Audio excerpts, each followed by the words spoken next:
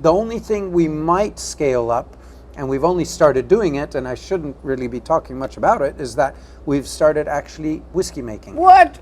Yeah. Hold the phone here. Yeah, so before we get to that,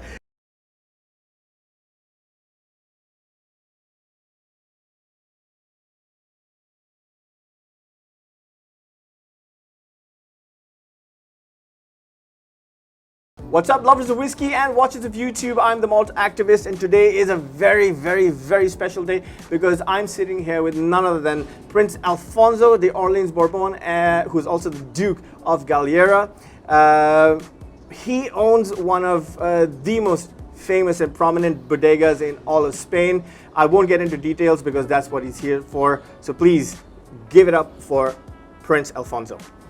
Good afternoon. How are you, sir? Good. Yeah. Ready. And so how often do you come to Dubai? I come quite often. Used to come a lot for motorsports, especially Abu Dhabi during my time in Formula 2. And now, well, I'm retired from motorsports, and I just come to Dubai because I enjoy coming to see friends. I think that's why most people come to Dubai, so thank you for that. Reason I wanted to see you, and thank you to one of our friends, Imran, for sorting this out, is because I'm very, very interested in sherry. When I found out that I had an opportunity to meet with someone who's the owner of a bodega, I couldn't pass up the opportunity. So tell me, first tell us about the sherry that you make at your bodega. So it's pretty much like the sherry area, just the sherry triangle, which is between Jerez, Sanlúcar, and Puerto Santa Maria, are in the province of Cádiz. And sherry basically comes from the Palomino grape. Okay. And it is elaborated pretty much regardless of the places that it's done. It's elaborated the same way, it's casked in the same way, and kept in the same way. The differences between Jerez and Sanlúcar, one is called sherry or fino, right, and the other is called manzanilla, and that is just because one is inland, which is Jerez, and is drier, or in the case of manzanilla, it's in the humidity of the sea, and so you got a little bit of different taste, a little bit like the different whiskeys you get in Scotland. So, what different sherries do we have? We basically have quite a big range of about 15 different sherries, coming from Fino itself to Manzanilla, then going on to Oloroso, Palo Cortado, Pedro Jimenez, Amontillado. I mean, I could keep going on, and one day I hope to bring all of them here, and so you can try them all out, each one. We'll definitely be here for that. And then the last two are the brandies and peach brandies, which unlike the normal fermentation in a cask, which all the other ones are elaborated, the brandy and the peach brandy are actually distilled sherry and then casked. Okay. So that's basically the difference between all the different ones we've got. All right. So have you been in the bodega business since birth? Since you were, since yeah, birth? I had no choice. I was born into a bodega family, so it was started by my great-great-grandfather, and then it just, or even earlier actually, and then it's just been taken over by the, each successive Duke of Galera. Okay. Is basically the head of the bodega. Oh wow! And so how old is the bodega? Oh God! Originally about 300 and something years old. Officially, I'd say about 200. I'd have to look into the papers, and then on the register about 150 years. Wow. So it's before it was sort of like moonshine. Right. Then it became official, and then it became even more official. Oh, so wow. it depends where you want to look into it. So was it illegal at that time? It wasn't that it was illegal, but just people did whatever they wanted, okay. Sort of thing. Okay. It's not that you didn't have the prohibition like the Americans had at the time. It just sort of like, happened. And don't forget, it all really started after the Moroccans had invaded the south of Spain, so there was no alcohol at the time. So when they left, people started experimenting with alcohols, and that's where sherry started. Right. So it actually goes back about 500 years, but we have nothing to do with that. So. Before we were having a chat, and you were telling me about how Jerez is actually sherry is just a derivation of the word Jerez. Yes. Jerez. If you could Yes. just elaborate on that. Well, the word Jerez, it could be said both with a J or an X, Okay. which is what some people have seen, Jerez. But the word sherry actually comes from the word, because the English couldn't pronounce Jerez. Right. So they started calling it sherry. But in reality, sherry is called Jerez. If you're having a Fino de Jerez or a Manzanilla de Sanlúcar, that's their real names. Okay. Sherry was just because some people couldn't say it. Well, the English still have trouble pronouncing a lot of things, so we're okay with that. Now, obviously, the reason I'm extremely interested in sherry is because the impact it has on whiskey making all over the world, and I want to talk to you a little bit about that. But first, tell me, before we get into the subject of whiskey, we're also chatting about how you've decided to maintain the size and the output, and I'll let you elaborate on that. Well, the main thing is that we prefer to make a smaller quantity but very high quality, because we could easily extrapolate our bodega, sales by, X amount of times. But we found out that some of the other bodegas earlier on had tried to make more sales than what they could actually produce. Right. And what happened is they were watering down or reducing, shall we say, the quality. So we decided, listen, we're going to stick to what there is here, and we're always going to take only 20% out of the Solera barrel every time, regardless how many barrels we have. If we put some extra barrels, yes, why not? But we like our size. It allows us to produce it properly and not add more staff that might reduce the quality of the product. So what's happened is that we're not planning as of today, even though we're entirely sold out. That's the other thing. It's just that we don't make enough of it for what people are interested in. But that's life. The only thing we might scale up, and we've only started doing it, and I shouldn't really be talking much about it, is that we've started actually whiskey making. What? Yeah. Hold the phone here. Yeah. So before we get to that, firstly, thank you for that policy on making sure you stick to your levels of quantity, that where you can maintain certain levels of quality. Obviously, we appreciate that. Yes, the whiskey making part, that to me is really extremely. Not only is it exciting, it's extremely unusual for me to find out that that a sherry bodega in Spain is kind of dipping its toes into whiskey. So tell us more about that. Well, as you know, the way whiskey is properly elaborated is by using, old sherry casks. And why old sherry casks? In reality, is when we couldn't ferment any more sherry. In the old days, they just used to throw it away, until certain people started discovered, hey, this is actually some pretty good stuff, and we'll use that. And then the Japanese discovered it. It was a very well kept secret by the Scots for a long time. Right. And then the Japanese figured it out, and then that the market of used casks, which we used to throw away, now is an actual business in itself. Right. And what happened is that we were like, well, if we got some barley and we're able to do it ourselves, would that be possible? So we're not going to mention who, but some very kind soul decided to send us some. And we have our own distillery because of the brandy, because of the brandy. Yeah.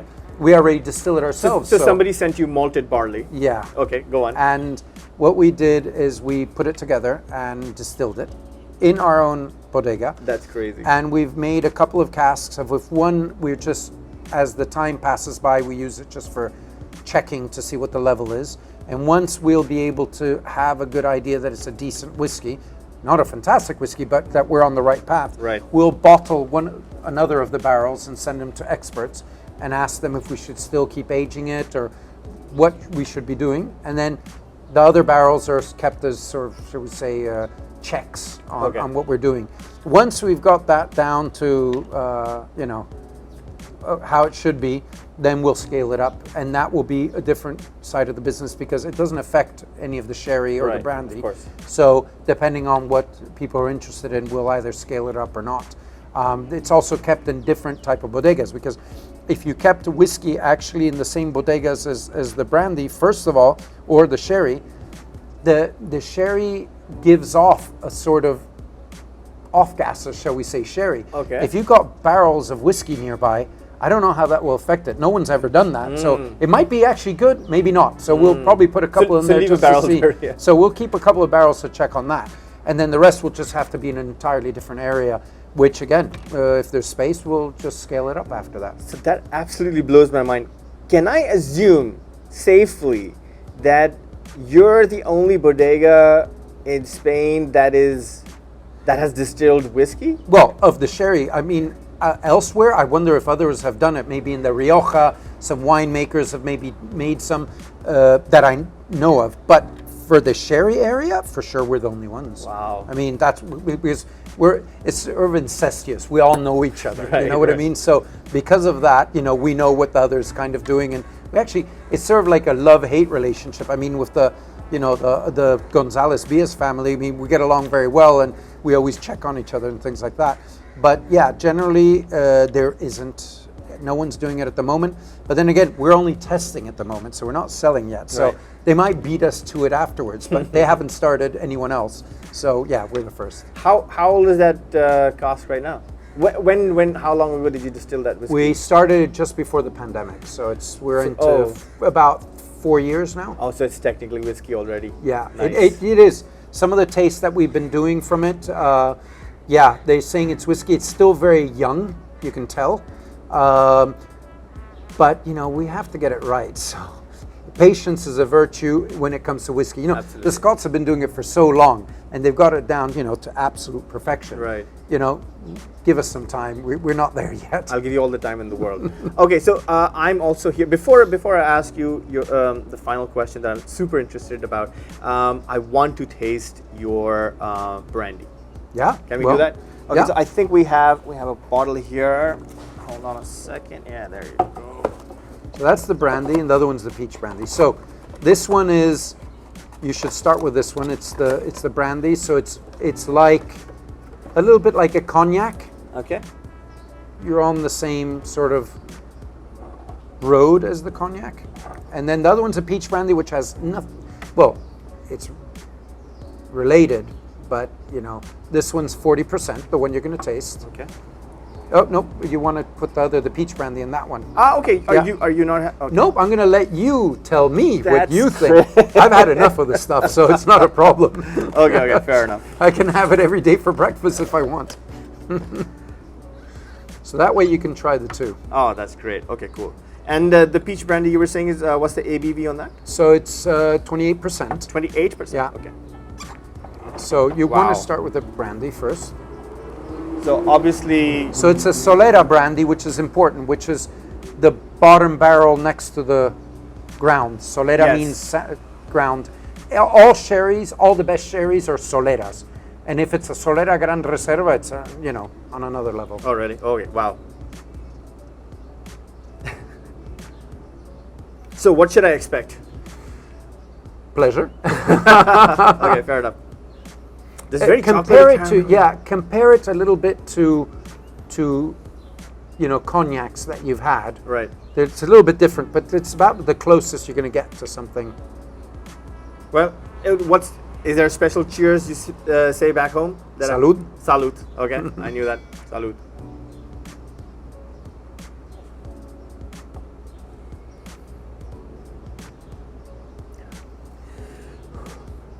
Oh, I was expecting a thin mouthfeel, but no, it's very, very creamy. It's very luscious. Yeah. And do people offer tasting notes like you do for whiskey? Do they do it for sherry as well? Yes, they do. They do. We get that. Because I get a lot of like date fudge and dark chocolate. Yeah. Some salted but there's caramel. none of that in there. No. I know exactly. I'm just talking about the flavors. Yeah. That are coming to me. I know absolutely that there's none of that in there. It's absolutely delicious, by the way. I can see how people can drink tons of this. So that one is usually smoked with tasted with a cigar. Ah, okay. That is, if you had to choose between the two, you know, it's like having a whiskey with your cigar or Right. cognac with your cigar. That's more like it. The peach brandy is more for either before or after dinner. Okay. So it's a little bit different in that. Let's try the peach brandy now. I'm gonna have a sip of water. Less alcohol. So the brandy you've had is 40%, and the peach brandy is 28%, and that Very is actually floral, our yeah. biggest seller. That we can't make enough of it, and we won't overdo it.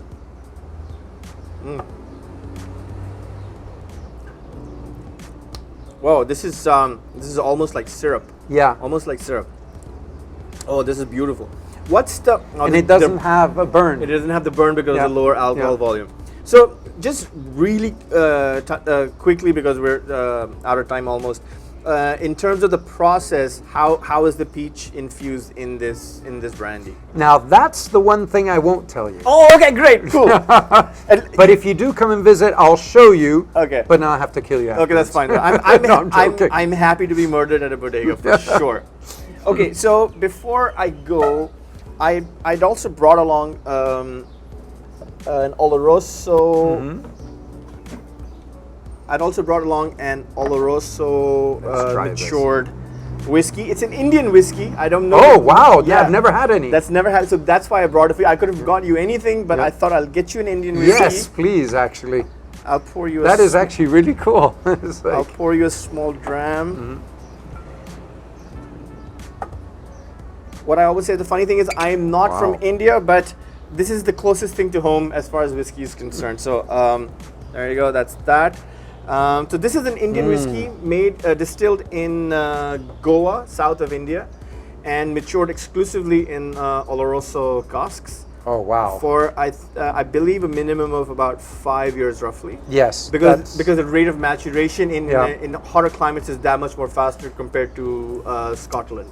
well, yes, and the other reason too, you know, the Oloroso that's in the cask needs time to come out and mix Oh yes. with it, you know. Absolutely. But not too much, because then you kill the cask and then there's nothing left. Yes. So you have to be careful Absolutely with an that. art.